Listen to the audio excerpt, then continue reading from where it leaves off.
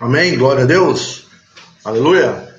Amados, nessa noite nós temos algo muito especial para você e o título da mensagem de hoje, ela está baseada em Efésios, capítulo 1, verso 2, e ela está dizendo que nós sejamos imitadores de Cristo, assim como nós que estamos à frente do ministério somos, né? Paulo diz: sede meus imitadores, como eu sou de Cristo. Então, que nessa noite, você viu aí que o Senhor nos conhece, o Senhor sabe o que se passa dentro de nós. Nessa noite você está aqui e eu quero falar contigo que Deus tem algo muito especial para você. E Deus tem um carinho muito grande pela minha vida e pela tua vida. E Deus tem um compromisso muito grande comigo e contigo. Então, lá em Efésios, capítulo 1, versículo 2, está escrito assim: a vós, graça e paz da parte de Deus, nosso Pai, e da do Senhor Jesus Cristo. Então, o apóstolo, ele inicia o livro de Éfeso ministrando a graça e a paz de Deus, né? A graça e a paz que vem do alto. E ele diz do Deus, o nosso Pai, e da do Senhor Jesus Cristo, que essa graça venha sobre nós. Amados, nessa noite é uma noite especial para mim, é uma noite especial para você. É uma noite onde Deus tem preparado algo assim muito... algo de muito especial para mim, para você. Na hora que começa a falar, sede meus imitadores, né? Sede meus imitadores como eu sou de Cristo. Ser imitador de Cristo, o que está querendo dizer? E aí nós temos que entender o que está querendo falar comigo e com você. Há uma necessidade muito grande hoje na igreja que diz que nós precisamos ser imitadores de Cristo. Tá, pastor, ser imitador de Cristo. O senhor está querendo falar o que para a gente? Aí, 1 Coríntios, capítulo 11, versículo 1. O apóstolo Paulo vem e começa a dizer: sede meus imitadores, como também eu de Cristo. E como é que é possível eu e você sermos imitadores de Cristo nos dias de hoje?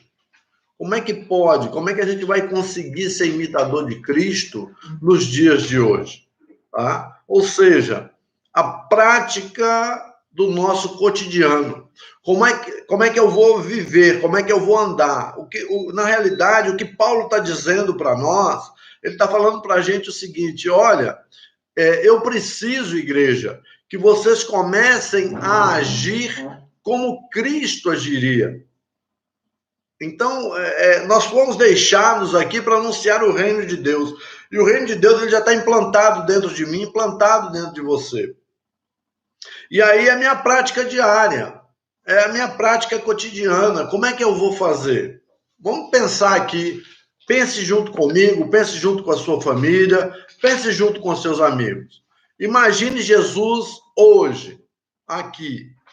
Será que Jesus negaria ajuda a um vizinho com dificuldade financeira ou emocional?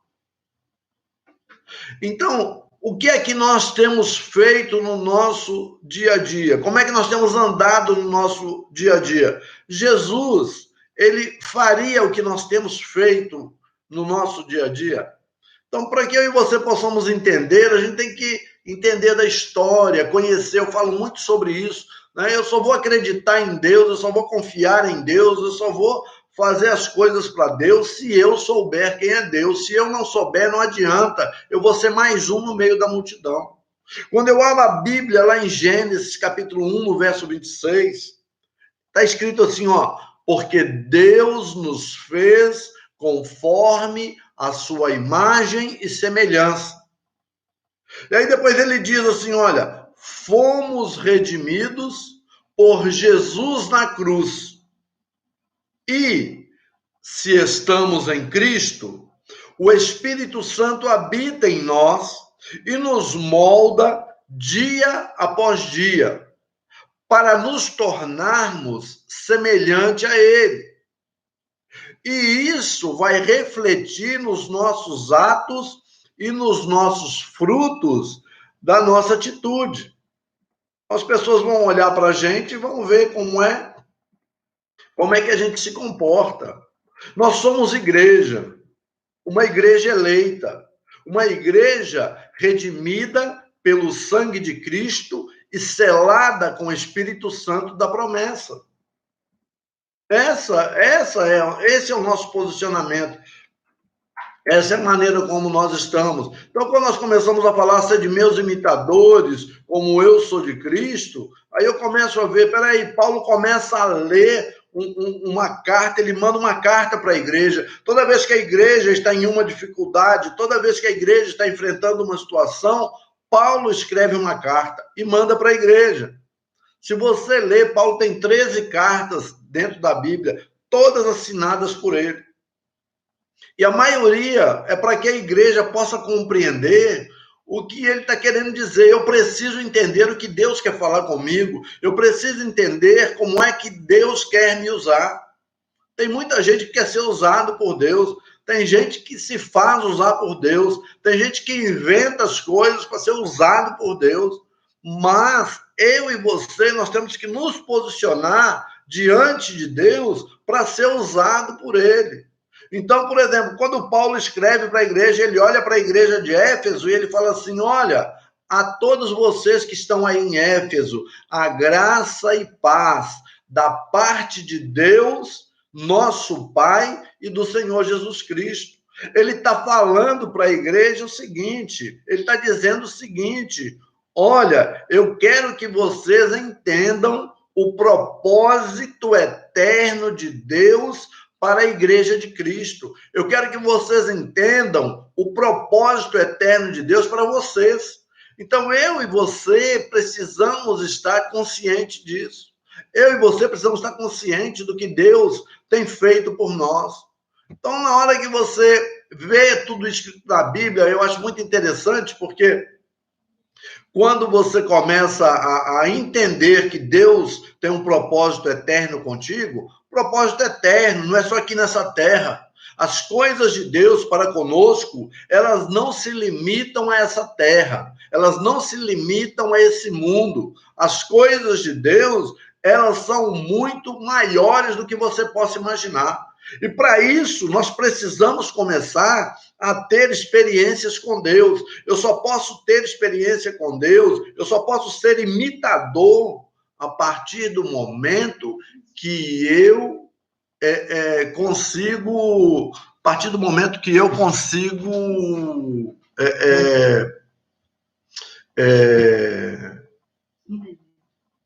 a partir do momento que eu consigo compreender eu consigo compreender a grandeza de Deus. Você está me ouvindo aí? Eu não sei se você está me ouvindo. Você está me ouvindo aí? Deixa eu ver aqui. Dê um toque no zap aí que eu estou sem... Voltou o som? Pode me falar onde eu parei? Você pode falar aí onde eu parei? Vamos voltar lá, né? Vamos voltar. Tá ouvindo? Se não ouvir, dê um aviso aí, tá certo? Então,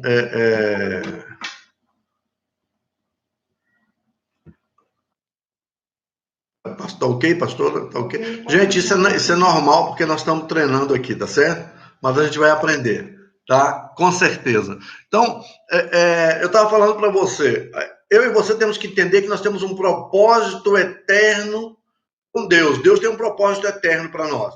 Então, nós precisamos conhecer a palavra para que o nosso relacionamento com Deus, ele seja real. Não pode ser um relacionamento supérfluo, não pode ser um relacionamento baseado em que o outro viveu, em que o outro experimentou. Tem que ser uma experiência nossa. Porque muitas vezes As pessoas acham que estão fazendo as coisas para Deus e elas não estão fazendo as coisas para Deus. Se você notar, existia um homem, esse homem que escreveu essas cartas, esse homem que fez essas 13 cartas, o nome dele era Saulo. Então, quando você abre lá em Atos, no capítulo 9, e você começa a ver o que está acontecendo, Atos está saindo atrás da igreja, está perseguindo a igreja, porque eles estão pregando o evangelho. Então, Saulo pega a carta, porque Saulo era um conhecedor, Saulo era uma pessoa que estava acima dos outros, Saulo era um líder daquela época. Então, Saulo, ele pega cartas, e ele pega essas cartas e ele vai atrás da igreja para prender os irmãos que estão pregando a Jesus Cristo. Então, você imagina um homem indo atrás de outros para prendê-los, encerrar em prisão e achando que está fazendo a coisa de Deus. Então, nós temos que tomar muito cuidado com isso, porque muitas vezes eu e você achamos que estamos fazendo as coisas para Deus e não estamos. Estamos fazendo para nós ou estamos fazendo para agradar as pessoas. Não agrade ninguém, meu irmão. Quem quiser aceitar Jesus Cristo, que aceite a Jesus, que saiba que ele morreu por ele. Então, esse negócio de estar agradando as pessoas, tratar bem as pessoas é uma coisa. Agora, dentro da palavra, não existe esse negócio de agradar. A questão é, ou você crê que Jesus Cristo morreu para te libertar, ou você não crê. Aí é você que escolhe. Mas se você acreditar que ele te redimiu, que você é imagem e semelhança de Deus, e que ele te redimiu, se você aceitar isso, então aí é a hora de você começar a ter experiência com Deus. E a Bíblia diz que Saulo está ali naquele caminho para Damasco, está chegando perto da cidade, está entrando próximo da cidade. Na hora que ele está chegando próximo da cidade, a Bíblia diz que um clarão aparece e ele cai no chão. E na hora que ele cai, ele começa a ouvir uma voz. E a voz começa a dizer para ele: Saulo, Saulo, por que você está me perseguindo? Por que você está me perseguindo, Saulo? Ele começa a ouvir essa voz. Se você abrir a tua Bíblia lá em Atos, capítulo... Se você abrir a tua Bíblia lá em Atos, capítulo 9, você vai ver isso aí. E eu achei muito interessante, porque na hora que eu estou meditando na palavra para trazer para vocês, né, na hora que eu estou meditando na palavra para trazer para vocês, eu comecei a ver um negócio interessante. Diz assim, olha, e pediu-lhe cartas para Damasco, para as sinagogas, a fim de que, se encontrasse alguns destes que estão no caminho, né? Alguns deste caminho, que é o caminho de seguir a Cristo, quer homens, quer mulheres, os conduzissem presos a Jerusalém. Então, Paulo pega a carta. E aí, indo no caminho, acontece que, chegando perto de Damasco, ele é subitamente cercado por um resplendor de luz do céu. E na hora que ele é cercado por isso, ele cai em terra e ele começa a ouvir a voz falando: Saulo, Saulo, por que me persegues? E ele diz: quem é, Senhor? E disse o Senhor: eu sou Jesus a quem tu persegues. Duro é para ti recalcitrar contra os aguilhões. E aí ele, tremendo, atônito, disse: Senhor, que queres que eu faça? E disse-lhe o Senhor: levanta-te e entra na cidade, e lá te será dito como convém fazer. E o que é interessante, amados, de tudo isso? É que na hora que Paulo se levanta e abre os olhos, ele não está enxergando nada. Ele não está enxergando nada, ele só está ouvindo Jesus falar com ele. E aquele povo que está em volta dele está ouvindo a voz. Se você ler lá na Bíblia, você vai ver. Aquele pessoal está ouvindo a voz, não sabe de quem é, mas pegam Paulo pela mão e o levam até Damasco.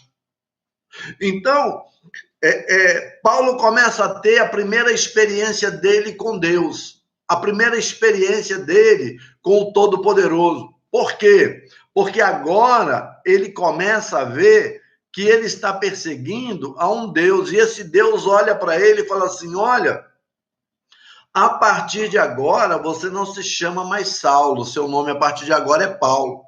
Então, eu e você, quando entregamos a vida para Cristo, às vezes nós achamos que nós estamos seguindo um caminho, que nós estamos fazendo as coisas de Deus. Eu vejo quantas pessoas, amados, durante essa minha carreira evangélica, durante esse tempo dentro da igreja, durante essa experiência com Deus, quantas pessoas abandonaram a igreja por não serem imitadores de Deus. Quantas pessoas abandonaram a igreja porque queriam ser pregadores? Quantas pessoas abandonaram a igreja porque queriam ser cantores? Quantas pessoas abandonaram a igreja porque queriam ser pastores? Quantas pessoas abandonaram a igreja, meus amados, porque queriam estar em evidência? Porque aí a Bíblia diz: errais por não conhecer as Escrituras, porque são elas que de mim testificam, e vós cuidais ter nelas a vida eterna. Sede meus imitadores, como eu sou de Cristo, é o que Paulo dizia.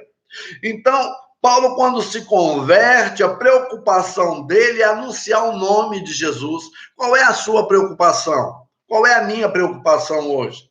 Será que a nossa preocupação é falar que todos somos imagem e semelhança de Deus e que Deus enviou Jesus Cristo para morrer por nós na cruz, para nos redimir e para nos transformar dia após dia, para que a gente possa anunciar o reino de Deus na terra? Será que é isso que nós estamos fazendo? Ou será que nós estamos preocupados com outras coisas? Nós estamos preocupados com outras situações. Porque quando eu e você temos verdadeiramente no coração a vontade de falar de Cristo, Cristo começa a falar conosco. A gente começa a ouvir Deus falando conosco. Isso não é loucura, não. Isso é intimidade com Deus. É necessário que se tenha intimidade com Deus. Eu tenho várias experiências de Deus falando. Uma coisa é a sua mente falando com você. Outra coisa, você tendo pensamentos positivos. Outra coisa é você ter a mente de Cristo, onde o Espírito Santo atua e te leva a agir da mesma maneira que Cristo está agindo. Se você notar, Paulo, lá no capítulo 19 de Atos, Paulo, ele volta para visitar Éfeso. Ele volta para visitar já na terceira viagem missionária. E aí, chega lá interessante, porque ele começa a falar de Jesus Cristo, ele começa a mostrar um caminho, e se você ler o capítulo 19, você vai ver como é super interessante. Ele encontra lá 12 discípulos lá e pergunta para eles: ei, vocês foram batizados em qual batismo? E eles falam: a gente foi batizado no batismo de João. Você conhece o Espírito Santo? Não, nunca ouvimos falar. Então eu vou batizar vocês aqui com o Espírito Santo. Ou seja, ele vai, impõe a mão sobre aqueles 12 e aqueles 12 recebem o Espírito Santo de Deus. Quando você entrega a tua vida para Cristo, amado, o Espírito Santo, ele vem fazer morada na tua vida. Não se esqueça disso. Quando você se entrega para Cristo, ele vem fazer morada. Então não tem espaço para outras coisas.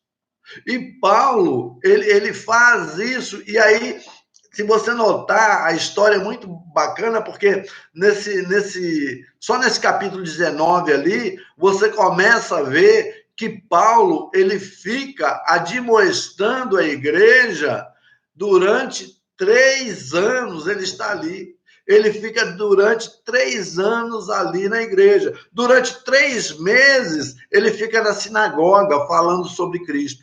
Quando ele vê que as pessoas não estão interessadas, ele vai para a igreja. E durante 3 anos, Paulo fica permanecendo ali para falar das coisas de Deus, para falar de Deus para quem quer realmente ouvir. Você quer mesmo ouvir sobre Deus? É isso que você está interessado? Você está interessado em ser transformado por Deus? Você está interessado em, nesse momento que nós estamos vivendo, deixar com que Deus venha sobre a tua vida e que Deus venha e fale com você e mostre para você qual é o caminho que tem que seguir?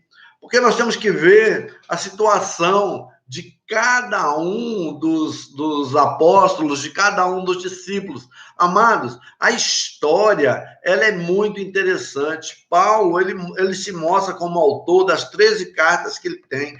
Paulo, ele põe a assinatura dele lá embaixo, confirmando tudo aquilo que ele está falando, e ele está dizendo para a igreja: olha, não foram os homens que me colocaram aqui, eu fui chamado por Deus. Então, se você foi chamado por Deus, se você tem um chamado de estar na igreja, saiba que o seu ministério, ele vai fluir desde que eu e você acreditemos que tudo aquilo que a gente faz é para Deus.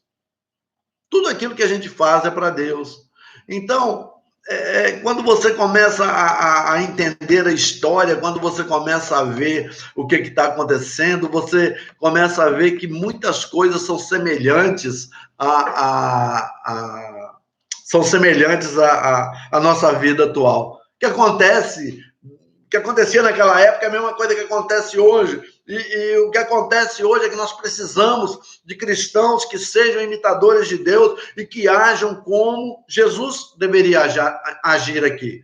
Jesus, ele vai agir de uma maneira para mostrar para as pessoas qual é o caminho certo. Ele não vai brigar com as pessoas, ele não vai obrigar as pessoas a aceitá-lo. Ele está falando para as pessoas: você quer vir? Eu estou aqui, estou batendo a porta. Se você abrir, eu entro e você há com você. Se você não abrir, eu vou continuar do lado de fora batendo. Mas enquanto houver o momento da graça, eu vou estar batendo a porta, esperando que em um momento você entenda que eu morri para salvar você.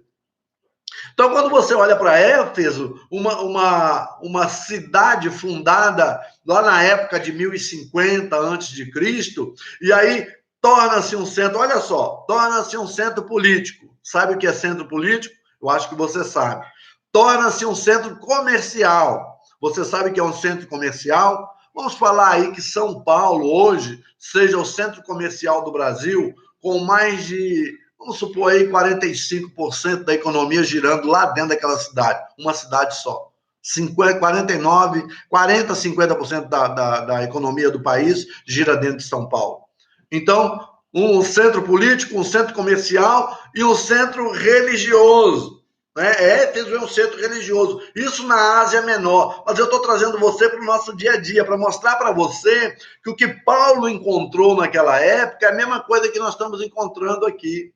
É a mesma coisa. Uma cidade litorânea, igual Recife. O porto desaguava no mar Egeu. A sua rua principal era pavimentada, sabe de quê, amado? De mármore, com colunas trabalhadas de ambos os lados. Era considerado uma metrópole com cerca, naquela época, de 500 mil habitantes. Então, tinha um anfiteatro que era o maior do mundo. Capacidade para 25 mil pessoas. Próximo dali ficava o estádio, com pista de corridas, com arenas, onde as pessoas corriam, né? Onde tinha luta entre animais selvagens, tinha luta também entre homens e animais, porque isso era divertido. Então, o que nós temos aqui é muito parecido com o que faz para a gente. Estádio de futebol imensos, para a gente ver jogo de bola, não é isso? Carnaval, coisas dessa maneira. E Paulo é um servo de Deus como eu e você. E aí ele enfrenta uma segunda coisa que você vai achar super interessante: a religiosidade em Éfeso. Quantas pessoas religiosas? Tá achando que não tem evangélico religioso, não? Tem também. Tem aqueles que são religiosos. Então, lá em Éfeso tinha um templo, né, que era da deusa Diana, a deusa da fertilidade, construído todo em mármore. A economia da cidade dependia dos milhares de turistas que visitavam ali. Você conhece no Brasil alguma cidade que é dessa maneira? Você conhece no Brasil alguma cidade que é dessa maneira, que através da sua religiosidade, através de um templo, é o que movimenta a cidade? Entendeu? Deve ter. Se você for procurar, você vai encontrar. E aí a igreja de Éfeso. Aí vamos para a igreja. Paulo evangeliza a cidade, evangeliza os arredores da cidade. Paulo fica 3 anos ali evangelizando. Quando chega em Éfeso, o apóstolo encontra mais 12 discípulos, conduz eles ao batismo, tá certo? E em seguida, ele evangeliza os judeus na sinagoga, como eu falei para vocês. Como alguns judeus resistiram ao evangelho, ele volta para os gentios. E aí ele fica pregando, arranja um salão lá, igual a gente faz aqui, às vezes arranja um local, e aí ele coloca a igreja ali e ele começa a ministrar ali naquela igreja. E a Bíblia diz que na hora que ele está ministrando, Deus começa a usar poderosamente. E aí você tem várias histórias dentro desse capítulo 19, você tem várias histórias. Você tem a história dos filhos de Sevas, que era um dos sacerdotes da cidade, que eles eram exorcistas.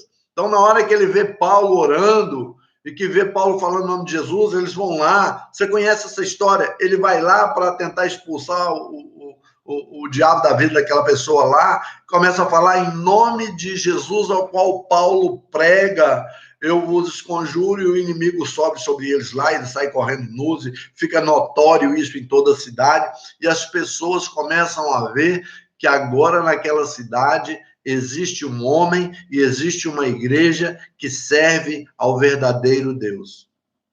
Então, quando eu chamo você para ser imitador de Cristo e trago a história para você, é para que eu e você possamos compreender que a necessidade de ser imitador de Cristo é mostrar para o mundo que existe um Deus que faz milagres. É mostrar para o mundo que existe um Deus que cura. É mostrar para o mundo que existe um Deus que provê. É para mostrar para o mundo que existe um Deus que guerreia as nossas guerras. É para mostrar para o mundo que existe um Deus que é o nosso exército. É para mostrar para o mundo que existe um Deus que é a nossa paz. É para mostrar para o mundo que existe um Deus que é o nosso Senhor. Então a igreja tem que aproveitar este momento que está confinado dentro de casa e começar o quê? A se alegrar e a se relacionar com Deus e a orar a Deus e a pedir a Deus para fazer um milagre para que o mundo entenda o que eles precisam de Deus. Porque para me ser imitador de Cristo, eu tenho que conhecer a Deus. Eu tenho que saber o que ele fez por mim. Eu tenho que saber o que Deus fez por mim. Cristo, amado, está no controle do universo. Cristo está no controle de todo o universo. Todo o universo. Não se engane, não. Não se engane, não. Deus, ele tem um propósito e é muito interessante. Se você abrir Atos 2, lá, você vai ver como Deus vem sobre a vida dos apóstolos e enche ele com o Espírito Santo.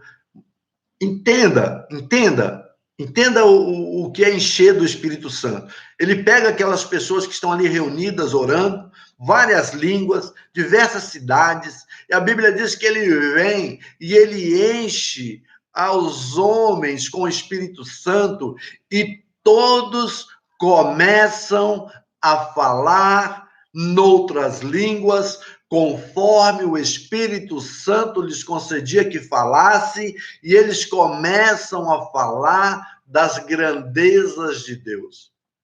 Então, se Deus te usar em língua, é para falar das grandezas de Deus. Se Deus usar o Espírito Santo para você, é para mostrar a grandeza de Deus. Então, quando ele pede para que a gente seja imitador de Cristo, ele está pedindo o seguinte: deixe que a grandeza de Deus se manifeste na tua vida. Deixe que as pessoas olhem em ti e vejam a grandeza de Deus na tua vida. Meus amados, nós não temos que mudar o nosso sentido natural. Não é a natureza, não, porque a natureza ela muda. Quando você começa a estar aprendendo de Deus, conhecendo a Deus, vivendo com Deus, a natureza humana ela muda, porque a gente passa a ser semideuses. A gente passa a ser filho de Deus e começa a se comportar como filho de Deus. Filho de Deus, ele entende as coisas. Filho de Deus, ele entende por que está acontecendo. Filho de Deus, ele não fica querendo só ser servido. Vocês viram quando Jesus começa a falar? Jesus começa a dizer assim: eu não vim aqui para ser servido, eu vim para servir. Então nós temos que entender isso. É o momento de nós, igreja, fazermos como Cristo. Nós vamos ter uma vida muito melhor, amados. Agora continue vivendo, entendeu? Não é pecado ir na praia, não é pecado jogar bola, não é pecado você fazer as coisas que tem que fazer. Não é pecado estudar, não é pecado trabalhar, não é pecado juntar dinheiro. Nada disso é pecado. Pecado é tudo aquilo que vai contra a natureza divina. Quer ver uma coisa que é pecado? Preguiça. Não quero trabalhar. Eu não quero fazer esforço. Preguiça é pecado. Inveja. Inveja é pecado. Egoísmo é pecado. Então, quando você começa a ver, você vê que as coisas boas, elas não são pecado. Pecado é tudo aquilo que vai contra a natureza divina. Então, eu e você fomos chamados para quê? Para sermos imitadores de Cristo. E aí, como imitador de Cristo, eu tenho que entender qual que é o meu propósito. Então, Paulo fala para mim assim, olha, Durval, preste atenção. Igreja, preste atenção.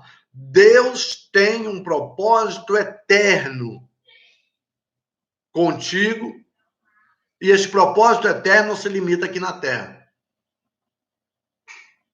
Então, eu e você temos que compreender isso.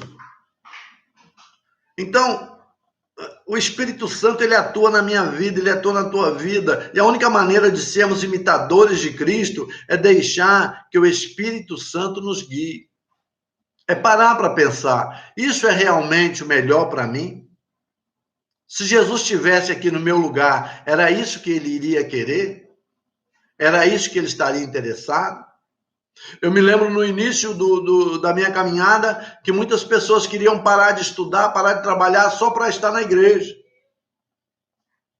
Era isso que as pessoas queriam. E aí a gente começou a ver, peraí, mas se eu não tiver estudo, se eu não tiver nada, como é que eu vou poder influenciar as pessoas? Quando você olha para Paulo, Paulo tem, se você pegar o currículo de Paulo lá, ele era formado, é um cara que era doutor ali, no meio daquele pessoal. Então eu preciso de estudar. Eu estando estudando, eu vou mostrar para as pessoas que o Espírito Santo habita na minha vida. Através de quê? Através do meu comportamento. Lembra de prega a palavra a tempo e fora de tempo? A tempo é quando você pode pregar a palavra, que é esse momento agora aqui que eu estou pregando. Fora de tempo, eu estou trabalhando, mas o meu comportamento mostra para as pessoas que o Espírito Santo, que Deus está comigo. Deus está contigo. Na hora que eu estou estudando, que eu estou na aula, então pregar a tempo e fora de tempo, meu irmão, é dessa maneira. Não é que você vai chegar no meio de uma multidão lá que está participando de um congresso e começar a pregar. Não. É a partir de quê? Dos seus frutos, dos seus atos. Que é muito bom ter fé, mas tem que ter obras também. Porque a fé sem obras é morta. E a obra sem fé não vale nada. Então nós temos que compreender isso. Nós temos que entender isso. Que aquele negócio, as pessoas acham que vão se dar bem porque estão fazendo boas obras. Toda boa obra que você faz aqui na terra, Deus paga para você. Porque nós não podemos dar para Deus mais do que Ele pode nos dar. Então, o tema mais importante de ser imitador de Cristo é saber que a igreja tem um plano eterno para a redenção. Saber que o Espírito Santo, ele faz o seu papel no relacionamento do cristão com a igreja. com a presença poderosa de Deus. Eu tenho que sentir a presença de Deus. Se eu sou igreja, eu tenho que sentir a presença de Deus. E se eu sinto a presença de Deus, eu vou abençoar as pessoas. Eu vou abençoar meu vizinho. Então, meu amado, o Espírito Santo, ele revela um elaborado resumo da salvação e as suas implicações para a vida cristã. Então, o seu conteúdo, né? Você conheceu o Espírito Santo, ele vai trazer e vai mostrar para você que a graça que nós recebemos é um favor imerecido. Ninguém de nós merecíamos, mas Deus veio e nos deu. Então, quando nós entendemos isso, nós sentimos o desejo de viver em santidade, alicerçado em Cristo, tá certo? Que é a cabeça da igreja. E a gente se põe à disposição de batalhar contra as forças das trevas. A função do diabo é matar, roubar e destruir. Mas a nossa função é abençoar e resgatar as pessoas através da nossa vida em Cristo. Então, meu querido, eu quero convidar você nessa noite, que participou aqui, aos nossos amigos que têm aí nos assistido, que têm estado junto conosco aqui. Eu quero chamar você para orar conosco. Eu quero falar para você que é um prazer enorme ter você aí conosco. Eu quero dizer uma coisa para você, que as bênçãos de Deus vão ser derramadas também sobre a tua vida, sobre a vida da tua família, sobre a vida do teu vizinho, sobre a vida do teu bairro, sobre a vida da tua cidade. Nós podemos fazer as coisas mudar, porque sendo imitadores de Cristo, como é que Cristo agiria numa situação dessa? Como é que Cristo iria agir? Você se lembra como é que ele fazia? Você se lembra como é que Jesus agia? Se você começar a ver a história de Cristo, você começar a ler os 4 evangelhos, você vai ver que ele vinha, curava um aqui, aí saía de fininho ali para ninguém ver que era ele. Entendeu? Tá entendendo? Ele saía por ali, passava ali, sem fazer alarde. Ele virava para a pessoa, não diga para ninguém que fui eu. Não diga para ninguém que fui eu. O outro sai enxergando, pulando, correndo. Quem fez isso? Quem foi que fez isso contigo? Então, amado, se você é servo de Deus, serva de Deus, se você é verdadeiramente a igreja de Deus, sede imitadores de Cristo. Aproveite esse momento, aproveite essa noite, aproveite essa hora. Eu quero que você tenha uma vida com sua esposa, quero que você tenha uma vida com seus filhos, eu quero que você tenha uma vida com seus amigos, eu quero que você tenha uma vida na sua escola, mas eu quero que você entenda que você vai ter essa vida normal com eles, mas você será uma pessoa diferente, porque você tem um propósito eterno com Deus. Deus tem um propósito eterno contigo e Deus é um Deus que faz milagres. Deus é o Deus do impossível. Não importa qual seja a situação, Deus é um Deus de milagres. Eu quero que você entenda isso, quero que você compreenda isso. E se você está me assistindo nessa noite, se você está me ouvindo nessa noite, se você está com uma situação que é impossível, eu quero te dizer que é impossível para o homem, mas para Deus tudo é possível. Para Deus tudo é possível, entenda isso. A Bíblia diz que se nós crermos, nós faremos coisas maiores do que Cristo fez aqui. Então, igreja, estou chamando vocês nessa noite para que vocês venham orar comigo, para que nós possamos orar junto. Nós temos que repreender essa malignidade que está sobre o nosso país. E vai ser complicado, não vai? Mas vai ser complicado para mim e para você, mas para Deus nada é complicado. Se ele estender a mão, ele para tudo, ele acaba com tudo, porque esse é o nosso Deus, né? Corta o arco, quebra a lança, queima os carros no fogo.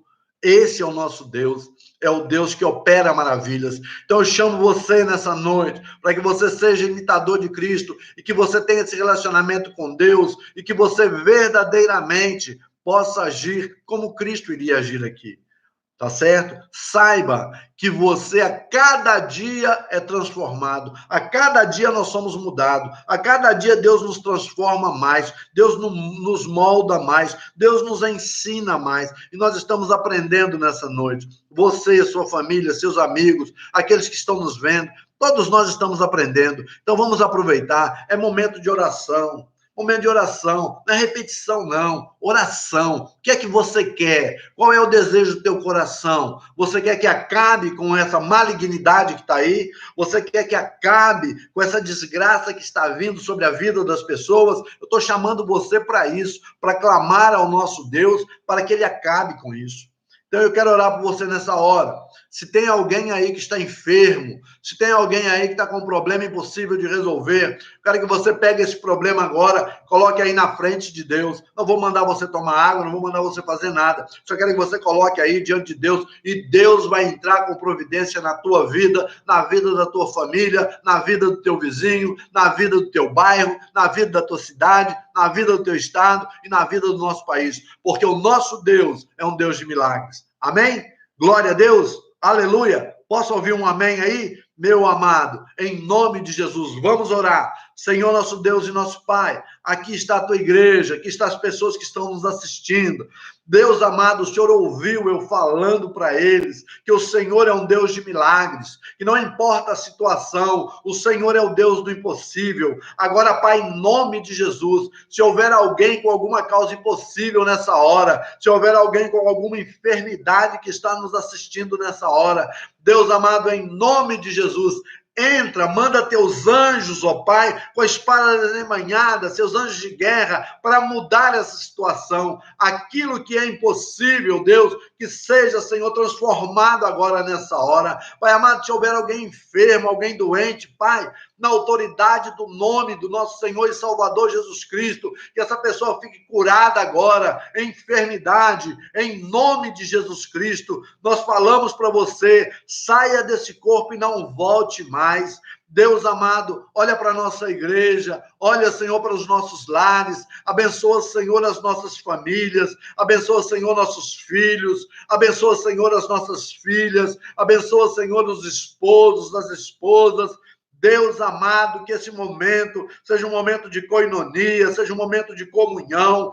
Pai, nós jogamos por terra, Pai, toda obra do diabo lançada sobre os lares, ó Pai, os lares que estão nos escutando, ó Deus amado, em nome de Jesus, toda obra do diabo está destruída, em nome de Jesus. Pai bendito e Pai santo, olha, Senhor, para os nossos vizinhos, o vizinho da direita, o vizinho da esquerda, o vizinho que está, Senhor, à nossa frente, o vizinho que está atrás, o vizinho que está em cima. Deus amado, entra, Senhor, com a bênção da proteção, livra, Senhor, do mal, protege seus filhos, protege suas famílias, protege, Senhor, seus empregos. Deus amado, é uma situação que o povo está vivendo, Senhor, e nesse país nosso, nós clamamos a Ti nessa noite, pelo nosso bairro, pela nossa cidade, pelo nosso estado e pelo nosso país, Pai. Nós te pedimos, ó Deus, juntamente com a Tua igreja, em nome de Jesus Cristo, que esse mal, ó Pai, que essa desgraça maldita, Senhor, que ela não venha fazer vítimas, ó Pai, nem no nosso bairro, nem na nossa família, nem na nossa cidade, Deus, nem no nosso estado, nem no nosso país. Pai, repreende agora, Senhor, esse espírito de morte, repreende agora, ó Deus, esse espírito de enfermidade.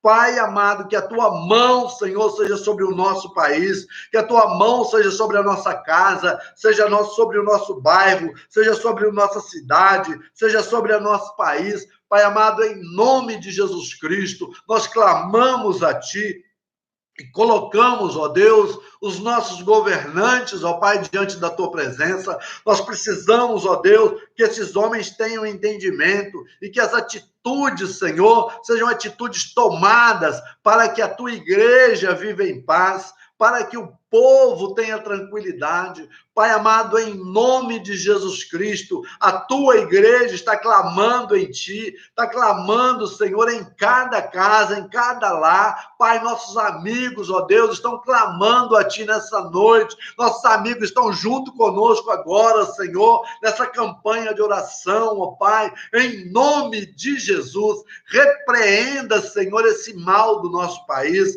Repreenda, ó Deus, esse mal, Senhor, das nossas cidades.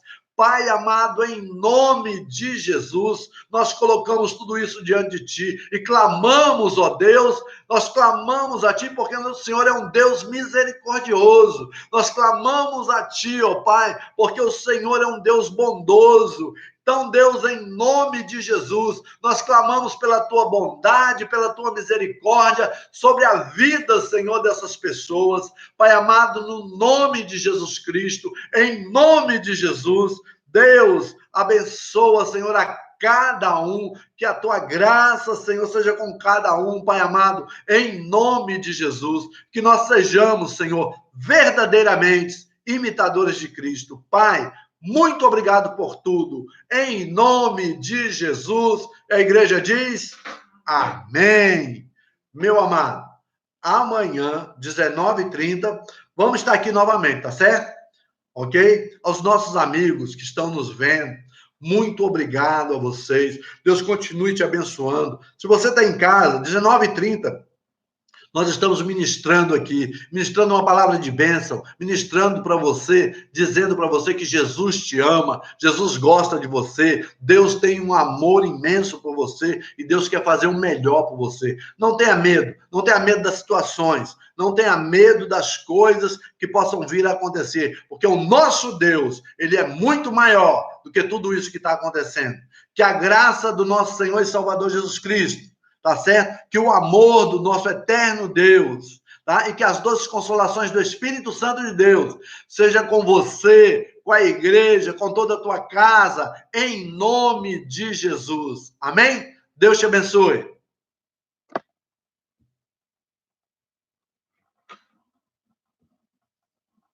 Eu coloquei a antena para ver se clareava mais. Então, arrumar uma lâmpada para colocar aqui.